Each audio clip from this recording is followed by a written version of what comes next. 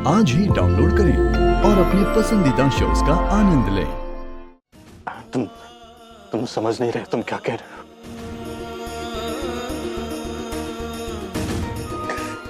काश तुमने मुझसे मेरी जान मांगी,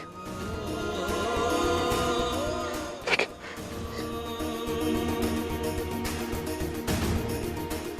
जो तुम मुझसे मांग रहे हो वो मेरी जान से बहुत बहुत अजीज है।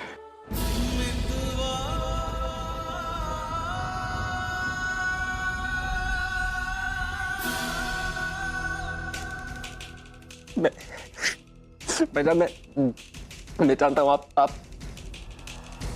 पर क्या गुजर रही है, मैं सब जानता हूं, लेकिन ये सिर्फ निखत के निकाह तक की बात है भाईजान।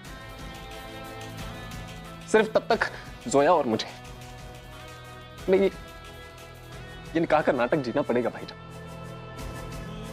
और ये निकाह असली निकाह नहीं है, ये गलती थी और हमेशा गलती रहेगी निखत के लिए। प्लीज, मेरे पास और कोई रास्ता नहीं है भाईजान। अब आखिरी फैसला आपके हाथ में है।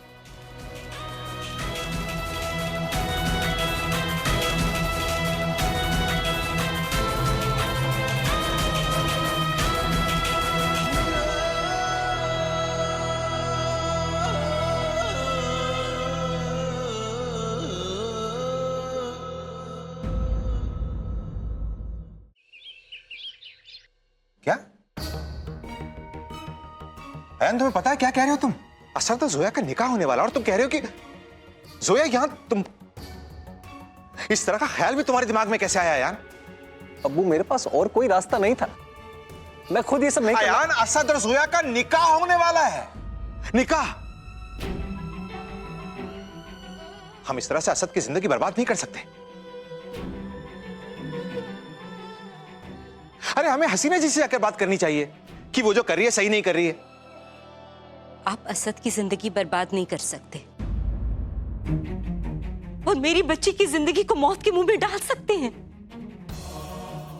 असद तो सबके खैरख्वाह बनते हैं, मेरी बच्चियों को अपनी बहन मानते हैं ना, उनसे मोहब्बत का दम भरते हैं। अगर वाकई उन्हें अपनी सौतेली बहनों से और भाई से मोहब्बत है तो साबित करके दिखाएं। करें अपने प्यार को कुर्बान।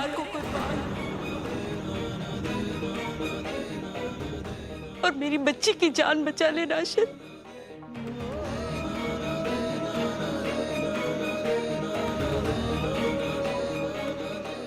और फिर आप ये क्यों भूलते हैं कि जो गलती अयान से हुई है वही गलती जोया से भी हुई है।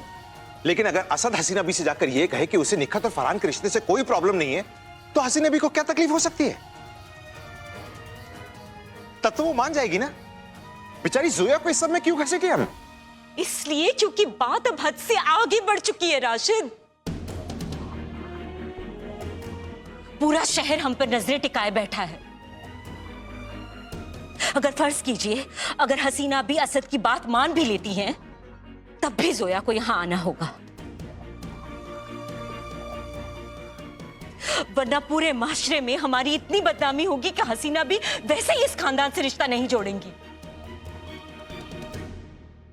सब क्या कहेंगे? यही कहेंगे ना कि बड़ा भाई छोटे भाई की दुल्हन से निकाह करने चला है, और न जाने क्या क्या बातें। नहीं राशिद, इस मसले को संभालने का एक यही तरीका है। जोया को यहां आना होगा। अरे अभी थोड़ी देर में मौलवी साहब, काजी साहब, कमेटी के बड़े बड़े लोग आ रहे हैं। अगर जोया यहां नहीं मिली तो कितनी बदनामी होगी जानते हैं आप। और हसीना भी तो ऐसा कीचड़ उछालेंगी कि निखत का निकाह भूल जाइए आप।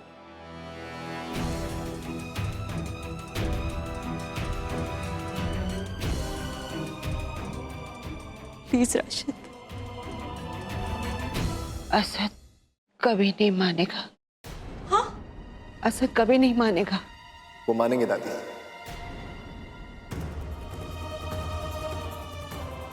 वो निखत के लिए अपनी खुशियां तो क्या,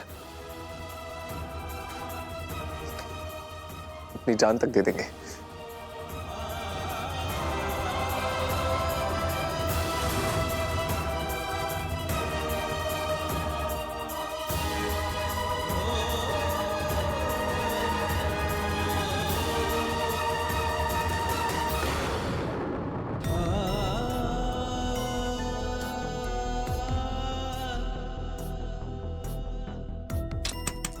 असद,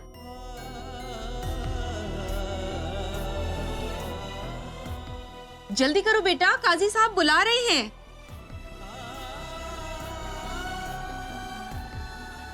कुछ देर और अम्मी।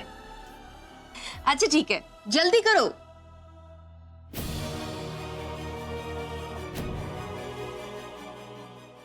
निखत की जान बचाने के लिए आपको मुझे अपनी दुल्हन देनी होगी भाईजान।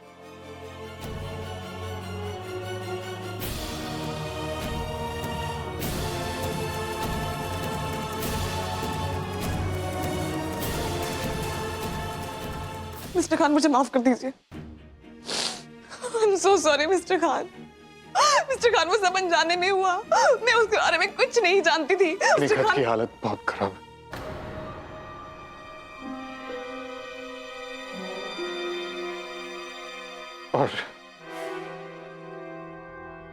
और आपका निकाह हो गया। फारूकी, वो एक निकाल नहीं था मिस्टर खान। मैं आपसे कितनी बार कहूँ, मेरा यकीन कीजिए मिस्टर खान, प्लीज मुझे माफ कर दीजिए। मुझे इस घर को छोड़ के कहीं नहीं जाना है। मुझे आपको छोड़ के नहीं जाना है मिस्टर खान। मैं नहीं जानती थी वहां पे क्या हो रहा है। Please mister Khan, please. माफ कीजिएगा राशिद साहब, माना कि आप बड़े लोग हैं, लेकिन इसका यह मतलब कतई नहीं है कि आप समाजी दस्तूर को एक मजाक समझ लें।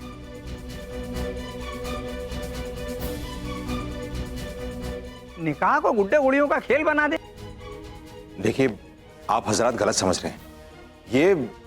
ये हमारा घरेलू मामला है, हम लोग आपस में सुलझा लेंगे। आप लोग प्लीज परेशान मत होइए, प्लीज। जो निकाह तमाम और निकाहों के साथ पढ़ा गया, जो निकाह कम्युनिटी हॉल में सभी के मौजूदगी में पढ़ा गया, वो आपका घरेलू मामला हो गया।